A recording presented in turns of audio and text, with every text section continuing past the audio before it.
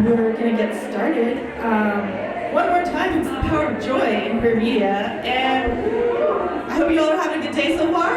Yeah? Welcome, it's Clexacon, it's day one. We're going to quickly go down the line. I'm going to introduce myself and then introduce an invisible chair next to me. As you noticed, you're probably looking at the program list, Britta Lundin. Scheduled to be on this panel, however, due to scheduling work content, Britta is creating more gay content for TV and is unable to be here today, but sends all of her best wishes and wishes she was here. But she's, welcome. She's busy working today. Yes, she's very busy working and creating gay content for TV. My name is C.D. Leigh. I'm Common Carrie, which is what the C stands for. I'm an author of a queer superhero series. First one is Not Your Sidekick, and it's the Sidekick Squad series. And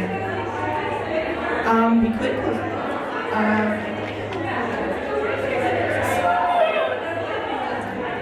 Thank you, Sylvia. Thank you. Sorry.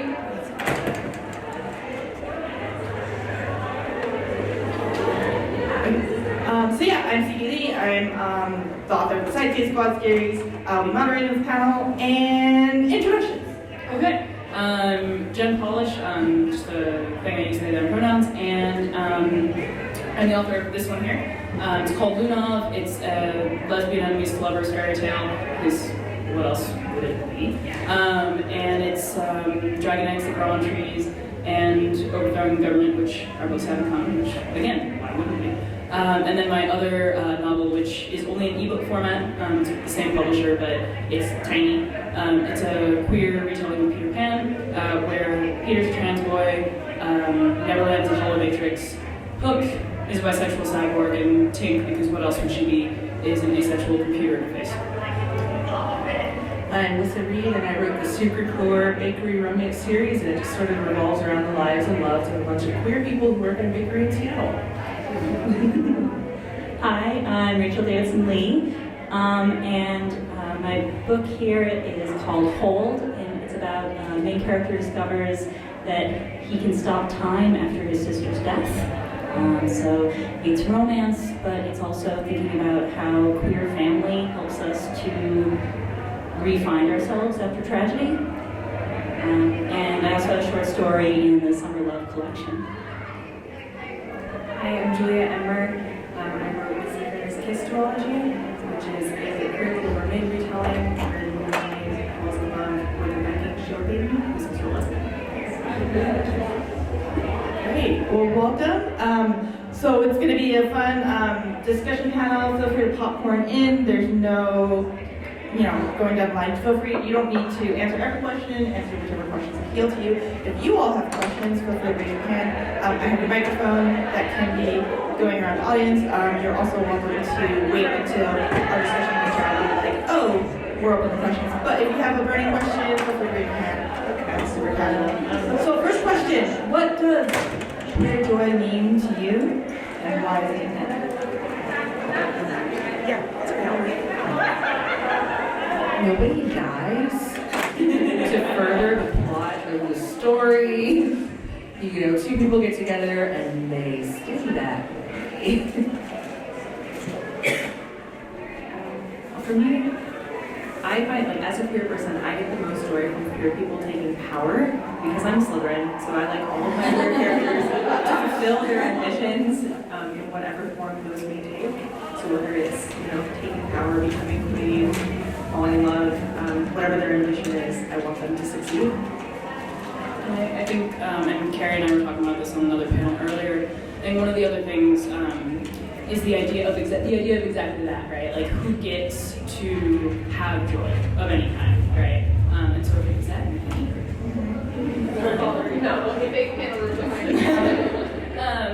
So if we now I don't even think about that. So if we don't write into our own narratives sort of the idea of queer girls, and especially queer girls of color, can ride on dragons and do all this stuff and save the day and have swords, because y'all, that's really why we're here, and it makes swords, right? So, you know, if we don't get that most of the time. And when we do have a sword, it doesn't matter to our straight, that's what I'm saying. And so I think one of the things for me that's most important is not only showing characters that take that power, but also sort of the ability to take that power for ourselves as writers and as readers, in either writing what content we want to see, or in, you know, coming to things like this and figuring out what content we want to see, and like meeting each other in community surrounding that content. Yeah, I think for me, queer joy has always meant community. It's always meant finding your people. And I think growing up, even before I even knew that it was queer community, that's always been a big part of my life, but I don't think it was often a big part of the media I could consume. And so being able to find books and TV and movies where you can see that, you can see the kinds of communities and the kind of families that people can make, those have always been really meaningful to me. In all seriousness, it's like, I wanted to see queer people, stories being told where they're living their own ordinary lives in their own extraordinary ways. Wonderful, thank you. So tell me about kind of the first time you really saw yourself in a piece of media. Book, movie, comic book, any form of media. I mean, I'm gonna have to say Buffy, even though I've been really self-conscious about saying that, because I know Ember Benson is here, and I've already creeped on her like 10 times. But Buffy for me, for sure. I think to speak to exactly Buffy. Yeah, I think to speak to an intersection a little bit. Who watches One Day at a Time? I mean, we're at Clexacon. Yeah, okay. So the episode in season 1 where Penelope goes on her withdrawal from her meds. I had never, and that was like recent, right? Like, so this isn't, you know, something formative from childhood. I had never seen anything, and I had seen a lot of queer content by then, thank God. But I had never seen anything that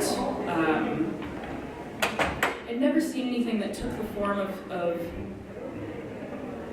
something that I didn't think anyone else would ever speak, because I didn't know how to speak it myself. And then to see it not only spoken, but written and acted and, you know, directed with such gravity and such beauty and levity also, because it's one day at a time. So we realize the experience of one day at a time is, you know, that's just what happened. And I think being able to hold those two extremes, right? Because it's a show of extremes. It's like you're hysterically laughing and then you're sobbing, and vice versa. And I have borderline personality disorder, and so for me, I only live in extremes. I don't really have a middle. And being able to see that extreme regarding a literal extreme of like being on withdrawal from meds, that was a way to be seen. And it was within a show where I'm also seen, because like that one's non-binary and that one's lesbian and like all this stuff, and I'm like, hello, me too. So I think that for me, yeah. Yes. I'm at that awkward age because I am in my 40s, so there has never been a time where I have seen who I am at that moment reflected in media. Not the current thing, it was just, you know, I mean, yes, Tara and Willow were the first queer female representation I saw. I was in my 20s when that happened. And so, and they have this non-binary character who is a bit femme on One Day at a Time, but I am not a teenager. So, for me, it would be nice to see a middle-aged queer, maybe non-binary, if I can press it and get lucky, you know, femme in anything, movie, TV, something. It would be great. It would be nice. Can I give you a plug rec? Huh? Can I rec to you that you read Bingo Love? Has anyone in here read the Bingo Love comics? Yeah. I'll remind you. Yeah, it's about it's a story about two older queer ladies who like spend their life together. It's amazing. So yeah, I think that's why I'm here, because I'm still sort of waiting to find my joy in the queer media, given my age and who and what I am. So you know, it'll be cool when it happens. Maybe it'll happen in my 40s. I feel like I'm just sort of piecing together an answer. I feel like I've seen lots of different parts of myself in lots of different contexts. But the first answer that came to me is actually one that is not explicitly or even really implicitly queer. But Matilda? Yes! Oh my god! It's canon gay! Let's be real. Like, I'm thinking Matilda, but like sort of with a little bit of fun home. I'm making that canon in my head. We've all seen Miss Honey, right? Like, Yeah. I'm just gonna leave that there. A plus. Yeah, thank you. So we've talked a little bit about like what joy means to you and why it's important, but why do you think in particular it's important as a community, as people in the LGBTQ community, like why is it important for us to have stories that contain joy? Because I'm tired of watching us die. I mean, Philadelphia was the big thing, and Angels of America was the big thing when I was in high school, and I'm like, but we're dying. So that's the big thing for me is, queer joy means that we get to have the happy lives. It's important to see that. We're not just about death. I think two things. I think for me, Supergirl. Y'all? Yes. Right. So I think for me, so I also write an embarrassing amount of Supergirl fanfiction under Queer Cap Writing on You're valid. I'm gonna go read that My soul now. needs it.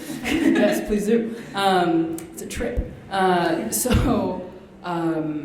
When Supergirl's sister on that show started her coming out arc, it was the Monday, they aired the show on Mondays, it was the Monday before, yes! It was the Monday before the election. I don't really need to clarify what election that was. It was the Monday before the election, and all any of us could do to function was just stare at Alex Danvers' GIFs and read and write fanfiction. And so that felt like a small, hopefully not insignificant strain of hope in a massive nothing. And for me, the way that Carol Danvers, who is the canon lesbian, let's be real, the way that Carol Danvers, Captain Marvel, shouts and sort of screams when she's going through all of the spaceships. She's like waking up spaceships with her body, right? And it's not like this intense bro moment. It's this intense like, oh, I'm flying, damn, I am where I have always wanted to be, right? And so for me, I almost killed myself 3 weeks ago, and sort of in the face down sprawl, it was Carol Danvers, because she gets to come home and be happy with, let's be honest, her wife and child. And so I think that those sort of experiences of like, woo! And coincidentally, Peter Parker does it too, right? He's the only other one in the Avengers movies who like shouts for joy while he's fighting. Why is this significant? Because he's trans as fuck. So my small trans boy has that joy, right? That elation when he gets to fly. And Miles Morales, also trans as fuck, gets to experience that joy when into the Spider-Verse he goes down and he's not scared anymore and he's just like, woo! You know, that panel that they have in the film. And those, like, I don't think it's a coincidence that the superheroes we get to see doing that are, like, they read as very, very queer. And that quite literally saves my life every day. So that's something. I feel like for me, having the joy that's taken seriously Yes. in representation is also what allows us to take seriously the pain, because it's not the default. Because then we can honor the incredibly tough stuff that often comes with being marginalized, often being intersectionally marginalized, like that, and also being able to acknowledge and grapple with the ways in which we're privileged. Like, it's hard to grapple with any of that and take any of that seriously if we can't also have that joy, if we can't also have the top parts of the roller coaster. Because that's when we get to be fully rounded people.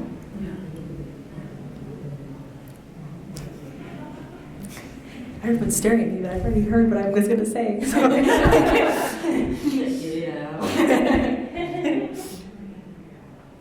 So how do you infuse joy into your work? What do you do as creators, as writers? What do you do to bring joy to your work, and maybe like to yourself, to readers? What does that look like for you? I mean, for me, when I'm writing, it's mostly about what brings me joy in that moment. Like, I don't know how, when I'm actually writing, how clear of a conception I have all the time about my readers, but I like to cackle when I'm writing. Yes! Like, almost like a GIF cackle, and I'm like, if this makes me cackle, then hopefully it will make other people cackle. But yeah, I like to kind of channel my inner evil queen when I'm writing. That brings me a lot of joy.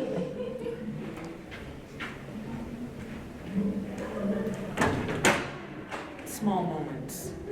Dancing in the kitchen while you're making breakfast, or just sitting together and not saying anything.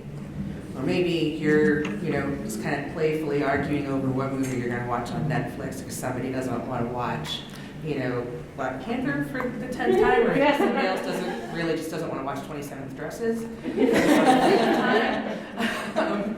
So, just the little quiet moments where you are really just living your life and being happy in that moment, maybe having a cup of tea. I think it was Hannah Gadsby saying, where are the quiet moments? Where are the quiet places for gay people where you just have a cup of tea and, stir it, and that's the sound that you hear, and that's all the sound that you hear. Mm-hmm. I love those moments in writing, in books, and so that's why I just put them there, because they're so great and nice. I think for me, there's this brilliant Black feminist writer, Adrienne Marie Brown, and she writes about the power of she calls it radical imagination, of sort of what we're doing when we're, and you can see it now. Like this is me when I write, right? Like what the act that we're doing when we create something that gives us that inner cackle, right? When we become ourselves a GIF. There it is. So I think this is queer joy. So I think panel's over. So I think when we give ourselves that, we're creating ourselves. We're writing ourselves a future, right? We're writing ourselves a future where we don't die, or where life isn't so painful that every breath is something you don't want to take, right? So every moment of that is writing things that your soul sort of needs, and sometimes that thing that's joyful at the moment is that really angsty fic, right? Like sometimes that's the joy, right? So like most of the prompts that I'll get on Tumblr for Supergirl stuff is like, can you write this character as non-binary, and can you write them as coming out, or can you write them as depressed, can you write them as having suicide ideation, and things like that. And those are hard to write, but they're the most profoundly joyful, I think, to write, because those are the ones that it's like, it fills something in your soul, for me as a writer, and I'm told for readers, like where it fills something, right? It fills something, and then you can have that capacity to be joyful because you have that something that's filled. And then it's the minutia of what you're doing while you're creating as well. Like, we tried to come up with a system where when I'm writing, I'll put a Post-it on my laptop, and the Post-it means wife, please do not disturb. That lasted for about an hour because she came up to me, stood there and went for my attention, and I just kind of kept writing and pointed to the Post-it.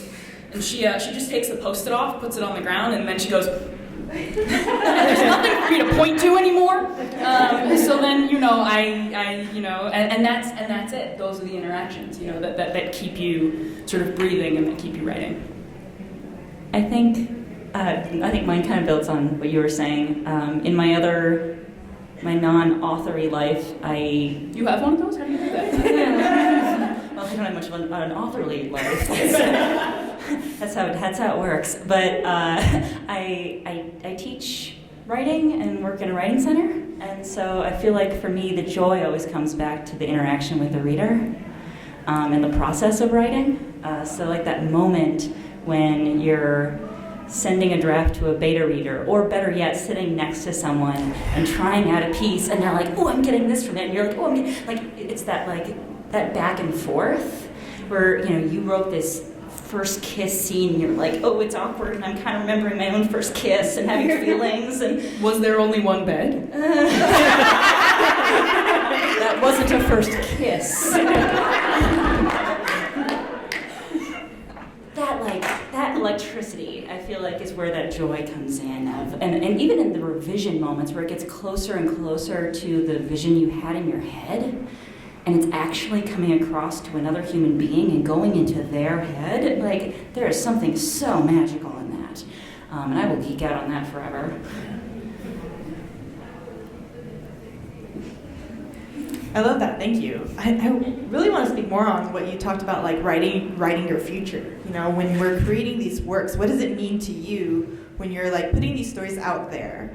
You know, like, 'cause I always felt like, oh, when I was a kid and reading or like consuming so many pieces of media, or watching TV, and like, you know, I never could imagine myself as the hero or getting a happy ending or getting to have that romance, because that was always specifically for like characters who weren't like me, and then I internalized that. So this kind of fervent hope that we put into your writing, I think it's, how do you kind of navigate, like, do you feel pressure about like what type of work you're gonna write, and how it's going to, like, you know, it's like, oh, is it, you know, am I writing, is it just a romance? Is it just a story? Is it ever just a story?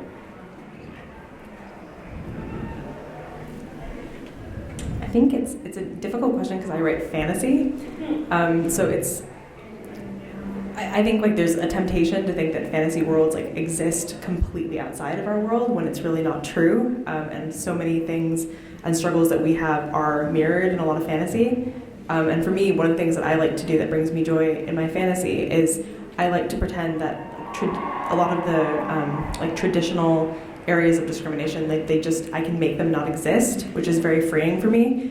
So like I don't have to have homophobia in my world, and like most of my love interests tend to be fat, and that's never a problem. And in a lot of the cases, like being fat is sexy. So for me in fantasy, like that's so liberating for me because you can just redefine the world, and you don't have to go with what our world tells us that we are.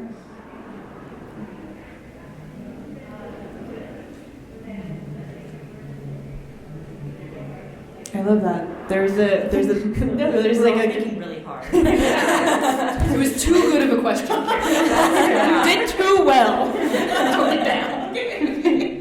Favorite tropes, go. No one start. Dangerous. But they were roommates.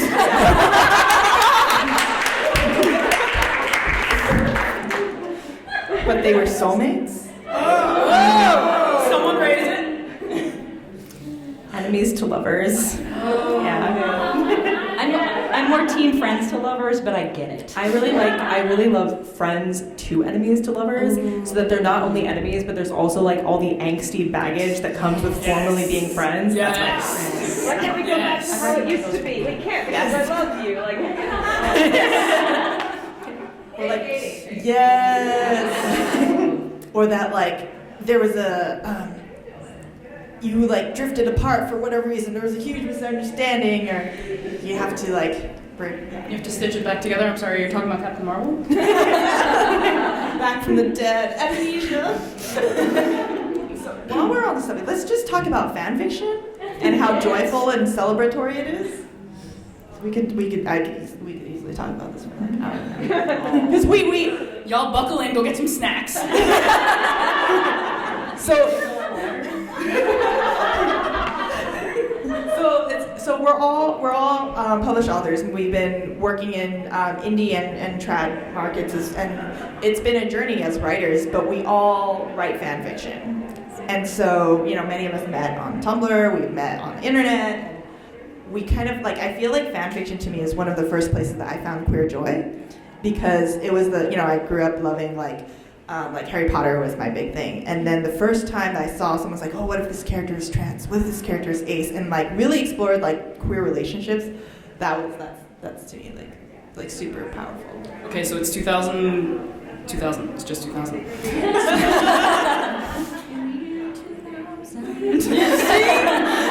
So it's 2000. And Star Trek Voyager. Yes! I'm done.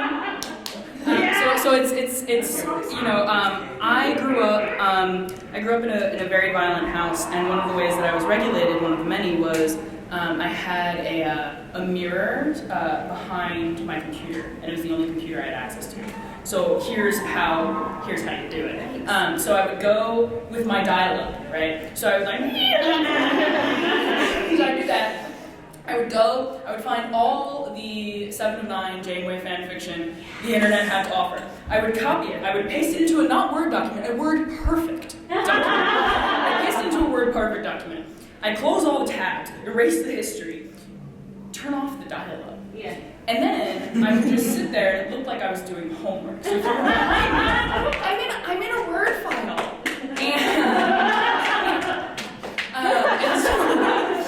So you know, and then I was like, girls. I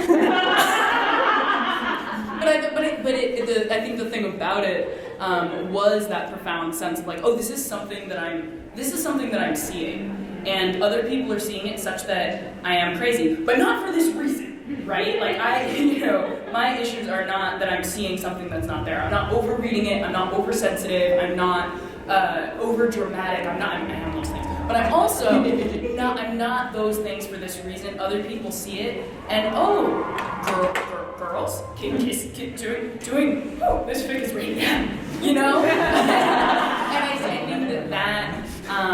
Back then we'd call them women. I know. I have audiences, and so I think for me, those experiences can't be uncoupled from the experience of I'm doing something wrong, which often makes it more joyful. And so I think that sort of experience of like, I'm doing something wrong, but God, is this the first thing I've ever done that's right, was really powerful for me, fanfic was.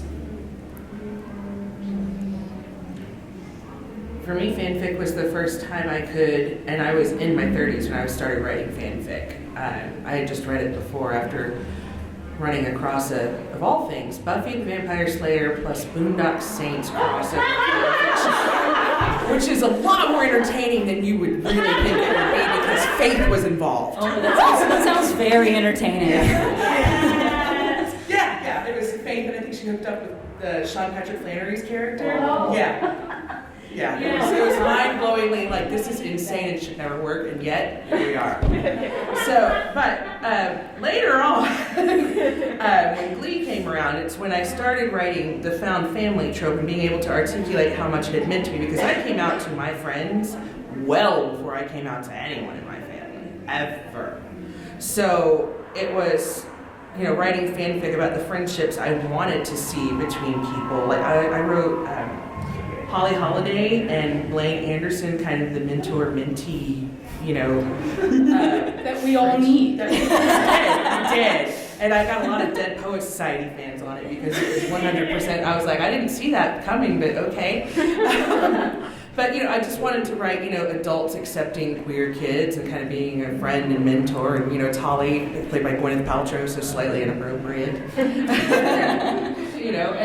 And then, the family that, Blaine had with his friends in the Warblers. And, so it was just really being able to write and go, yes, this is what I had, and I didn't realize that's what it was called. And there's more of this that I wish I'd had, but I didn't, so I'm going to write it. And the show's definitely not going to give it to me. So here we are. So yeah, found family is my big trope, and that's the thing that I really, really love to write about. I think for me, fanfic and fandom in general, I loved the sincerity of it. The I love this thing, and I'm going to shout that I love this thing from the rooftops, and I wrote 200,000 words about how I love this thing, and I am so excited. I am going to comment on every single chapter on AO3, and it's going to be amazing. I'm going to leave kudos, and I'm going to log out, and I'm going to leave kudos again. Then I'm going to make a comment complaining about how I can't leave anymore. God damn it, I read it again, and I loved it more! I printed it! Yes, and the sense also, I think, of that I'm not too old to have figured some shit out about myself was really important to me, because I felt like it felt, I mean, I've been reading fic since I was, I don't know, like high school-ish, when there was, the one computer in the house. But I didn't start writing it until, I didn't start writing much of anything in fiction until, I don't know, I was in grad school. I felt like I didn't give myself permission to try and create something like that until I felt like I was too old to start trying. And thinking I didn't really sort of figure out my relationship to my sexuality or my relationship to disability until it all felt a little bit like I should have done it earlier. But fandom is where I found other people who were going through similar arcs, or who were older than me, who were also at that point sort of figuring shit out about themselves. So like that constantly re-evolving sense of self is something that I felt like I really got there. So I also grew up in a house, while not violent, but was quite strict about what we could do on the internet. And my mom never let us look at anything that she would consider even remotely questionable. So I found fan fiction when I was looking for smut in a way that my mom wouldn't know what it was. And then that was really the only thing that I could get past her. And once I realized that I could get past her, I was addicted. So I didn't write a lot of it until I was in college. And then when I was in college, I met someone online who also wrote fan fiction. And instead of posting it online, we had an ongoing, I don't even know how many we used to use Yahoo Messenger, which is now dead and buried, unfortunately. But we had an ongoing conversation where we would role play as various characters, and then we would just message each other back and forth and write. And it was a strange pseudo-romance, but it was also beautiful. And from there, we both started writing our own original fiction. So, yeah. It's wonderful. This is so much joy. Rachel, I wanted to come back to something you said about giving yourself permission to feel that. Where have you all in the past felt like you couldn't or you weren't allowed to or didn't deserve joy, and how did you? You mean now? Yeah, let's talk about how do we give ourselves permission to and for the longest time when I started writing, I didn't it took me a long time to even center myself in a narrative or be able to feel brave enough to be oh, I'm not going to write about straight white people or a cishet boy, because I was oh, this is what people want to read, it's what the stories are all about. But instead going from there to it was really about hey, I want to see a bisexual Chinese Vietnamese American superhero. And so okay, I'm gonna give myself permission to write it. Have you ever felt about moving?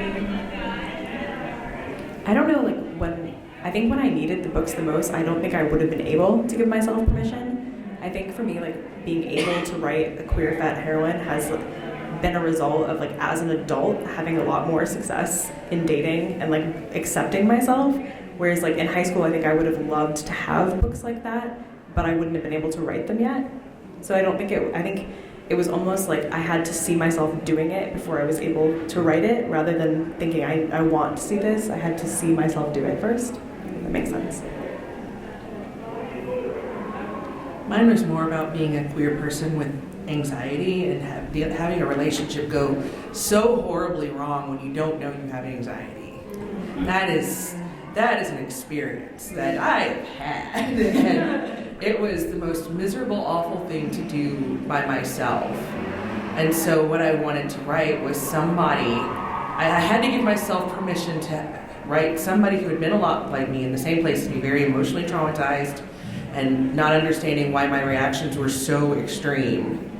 The fight or flight response was either, I'm running as far away from you as I can, or I'm punching you in the face as hard as you can. There's no arguing. So it was just, I had to write the character and give them a happy ending that I didn't get. Because I needed to see that was out there in the world so that other people could see that it could be out there in the world, and maybe it could be theirs. I think I felt I think for a long time I just felt like I wasn't queer enough. I as somebody who took a while to sort of figure out where I was, Still figuring out, but figuring out that I was queer, figuring out that I was probably ace spectrum E. I spent a long time being like, well, I should probably be having stronger feelings in order to be legitimate. And if I am not legitimate, then clearly I should not be writing these stories. And for God's sake, I shouldn't be showing them to anyone else. So it took a long time of talking to other people, and a lot of other people who were like, oh, I also do not feel queer enough, that to feel like I could find my place and to find that voice. The novel that I'm working on right now, the draft that I just finished, is a trans boy superhero. For those of you in the room who know who you are, it's Adrian. He's a little perfect being who's never done anything wrong, and his superpower is empathy, and so he can physically feel what other people are feeling, which, hello, BPD.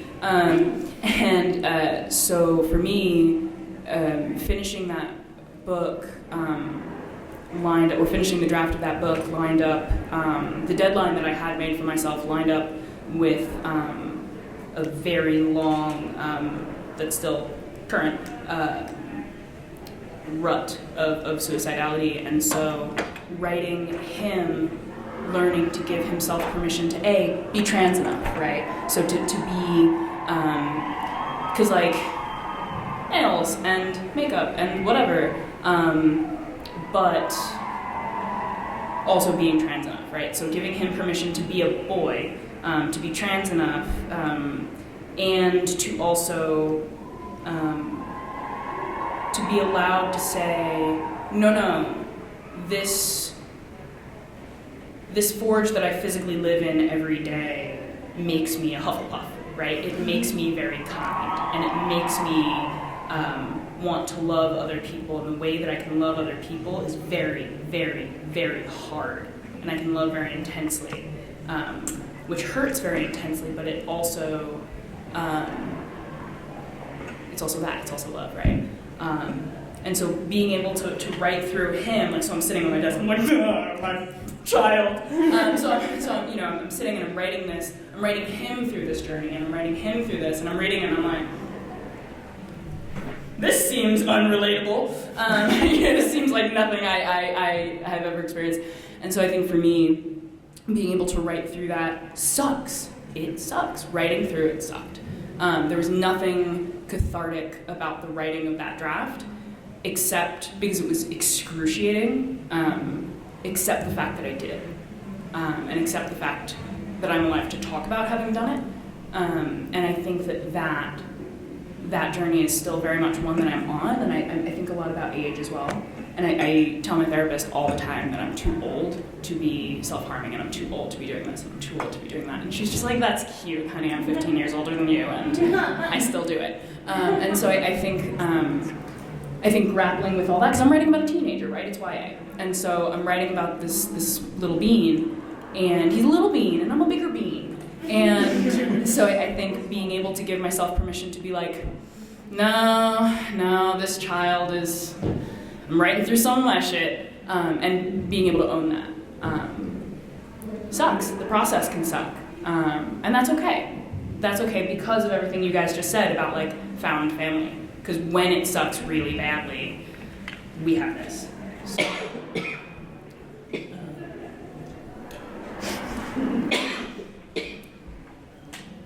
Great. So do you want to talk a little bit about what you're excited for, writing-wise? What projects can we look forward from all of you? What are you most looking forward to? Do you want us to just plug our next project? Yeah. Okay. Shameless plug. My next project is called Word Song. It's coming out in 2020 from Macmillan, and it is a queer Phantom of the Opera retelling with an FF romance. Well, I don't have any kind of goal in mind with this, but I am making a wild pivot from romance to crime. She doesn't mean writing about it. It's fine, it's crimes. I just wanted to put some people in danger in Sweden. And I felt like now was the time to get that done. And, gosh darn it, I thought maybe they could be middle-aged lesbians in that. Super. So, I really love Scandi Noir. Like, I understand this is probably problematic. I really love the original Millennium Trilogy by Stieg Larsson, The Girl with the Dragon Tattoo. That's literally my favorite trilogy of books in the world. And I love Lisbeth Salander, despite everything that he put her through. She just really was this unbreakable character. And, I was like, okay, but what if we had an American who was not Lisbeth Salander, who had been living overseas, and maybe she meets her ex-fiancé by accident, and they're having a date. And there's only one bed? Later, that comes later. Because they were roommates, no. But anyway, I just was like, let's get them back together, but also put them in danger. So that's where I'm going. Maybe, no, it will not go anywhere, but I am having a heck of a time causing some grievous bodily harm to Latvian gangsters. So it's awesome. Lissa, when do they get fake married? Oh, no, we're skipping that. There's not a fake marriage. By the end of the book, we know where this is going. But we don't know what danger they went through to get there.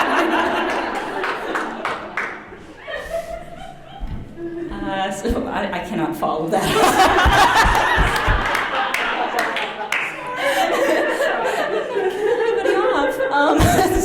Start with the tropes. They're so fun. I'm working on an FF romance, YA. Yes, very excited. And it's called Natalie and Noel, and it is friends to enemies to lovers. They're little high school nerds who are going to compete. Traveling to compete in a speech competition. Oh my God, there's nothing angrier than a speech nerd. Oh, I definitely know. Those are both moods. Those are both characters. Both of those books are moods. I'm working on, like I said, my trans boy superhero story, and I am also in the thick of lots and lots, as in I literally see this movie multiple times and carry my notebook into the theater with me to take receipts out with me. Karen and Maria fanfiction. Because they have a daughter, they're married. Coming out of the grave with that one. They're married. They are. They're married. What? I haven't even seen it yet, you're right. Carrie, what are you working on? The next upcoming in my series is Not Your Backup, which is Emma's story as they start to build resistance and fight back against the government. And Emma is aerospec and asexual, and I'm really excited to tell her story. A lot of her where she is on the aero spectrum resonates really strongly with me. So writing the year gap between, because Not Your Sidekick was 2016, Not Your Villain was 2017, and it took me a long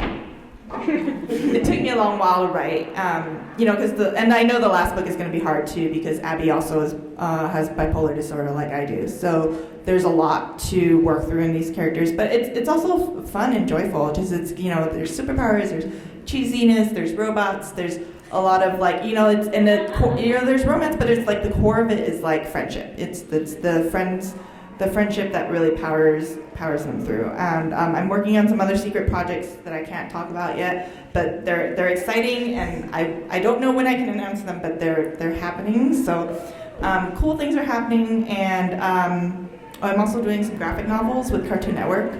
I'm writing the new Ben 10 series. We're very proud of Carrie. We are. And I'm looking forward to doing more graphic novel-y type stuff in the future. And now we're gonna open up for some questions. Yeah. Does anyone have? Yeah. Okay, so first, this is the most joyful time I've ever. Since yesterday, I went to the folk creator lab. This is the most, it lives up to the name. We're on brand. How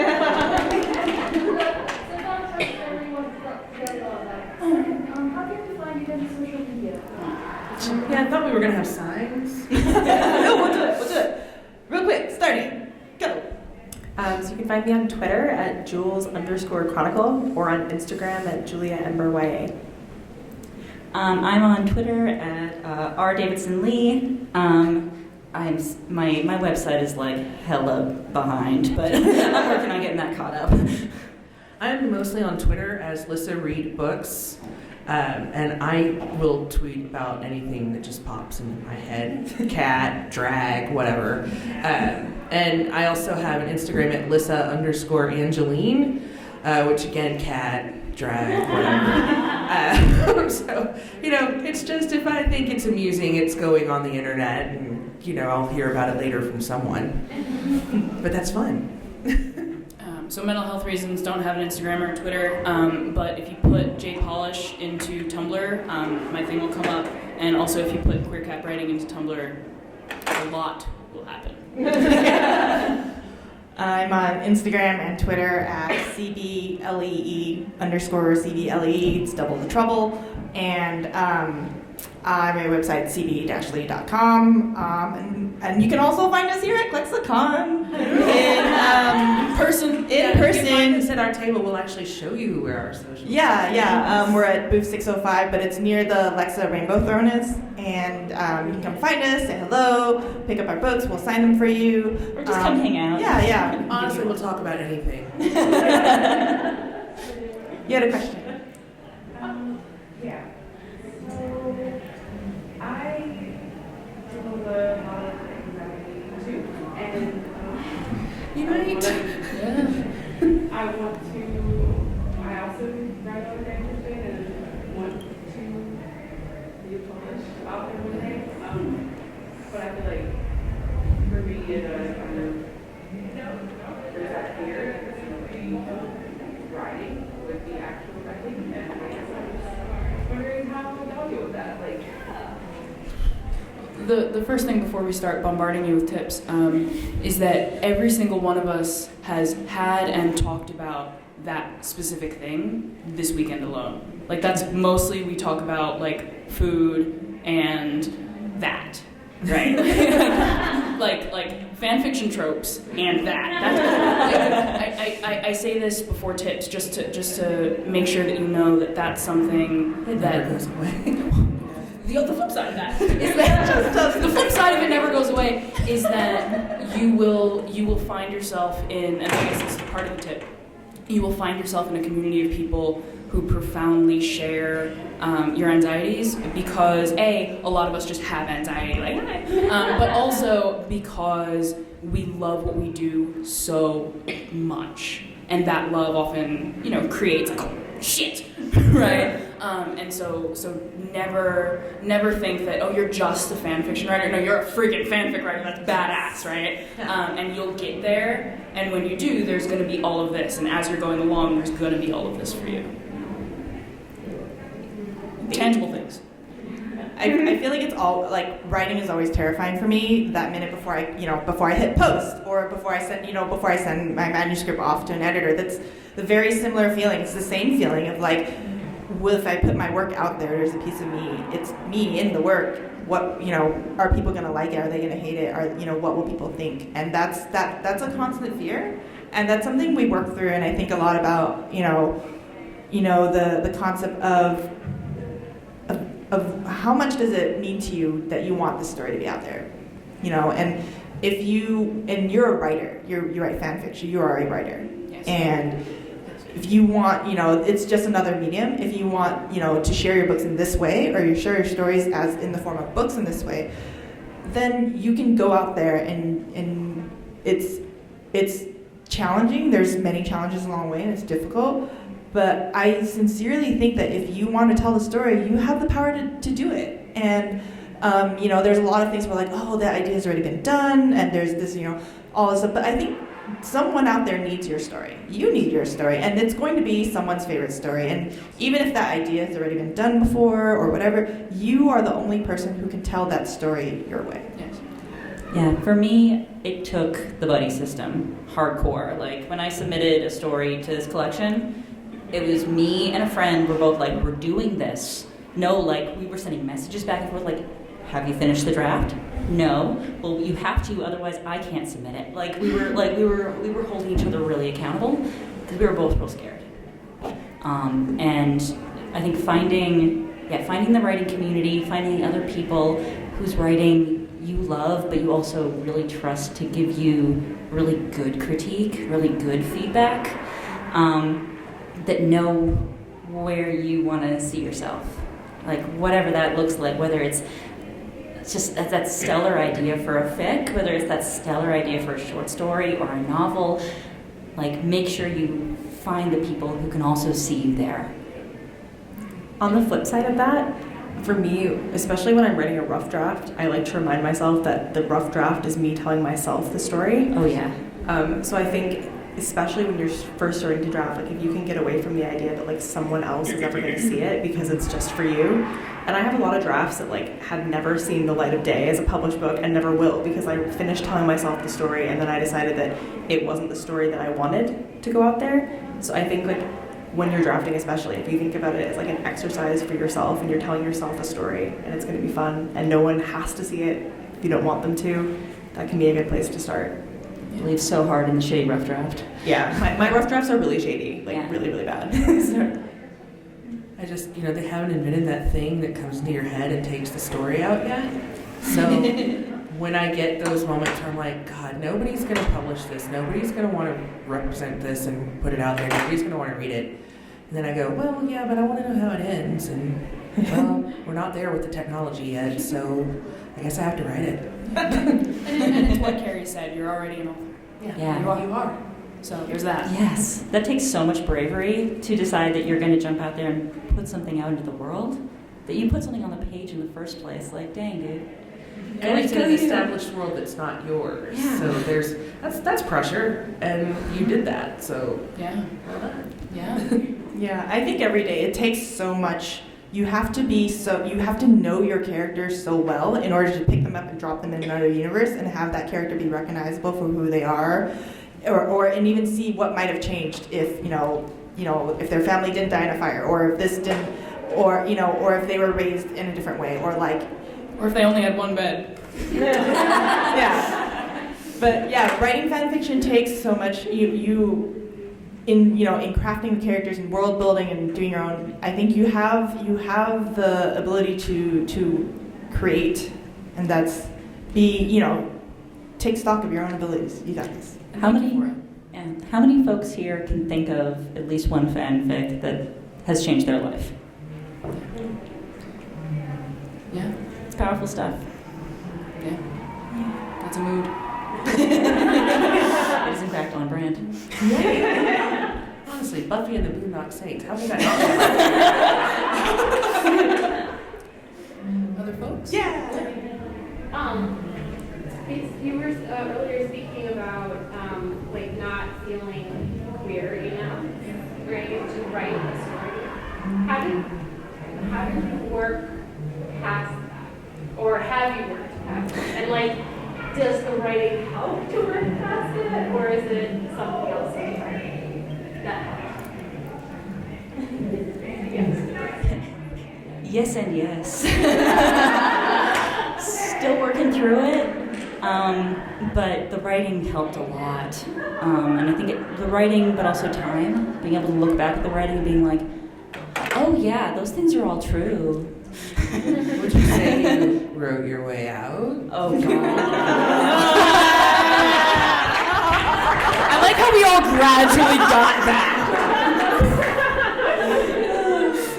So I think, it's really funny. So for me, my two characters in here, Evelyn and Sadie, Sadie is deeply boyish and is the epitome of disaster lesbian.